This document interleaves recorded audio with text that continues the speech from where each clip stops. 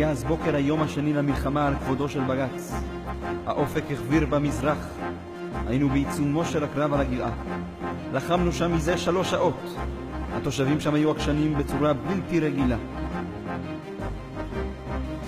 שתיים ו30 נכנסנו דרך הטרשים, השבילו בית וגינה בגבעת עמונה,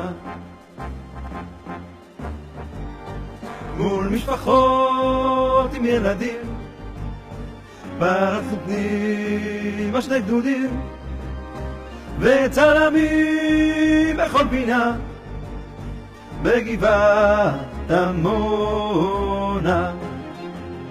באותו רגע 2 ילדים ששיחקו בגינה ואכלו במבה מתוך שקית הסתכלו עלינו.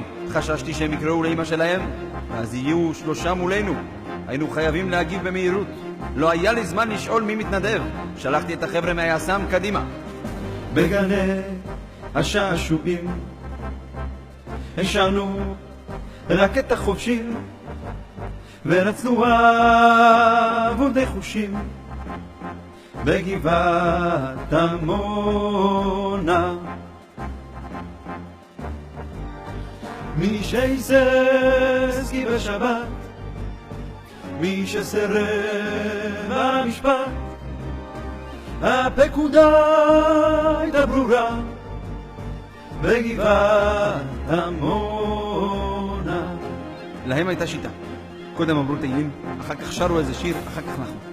אז בין פרק תהילים לשיר הייתי ניגש לפתח הקרבן שלהם ומוציא עוד ילד. הפעלתי את המכתזית והתרחקתי כמה שיכולתי. היו לי 4 מטר לתמרן, כי גם מאחוריי היו עיתונאים. אני לא יודע למה קיבלתי צלש. בסך הכל רציתי קידום. עשן עלה מן הגבעה, חזרנו לחמ"ל פלוגה, דגל של היחידה על גבעת עמונה. התושבים מרוסקים והבני נוער מזיקים, כבודו של הבג"ץ נשמר בגבעת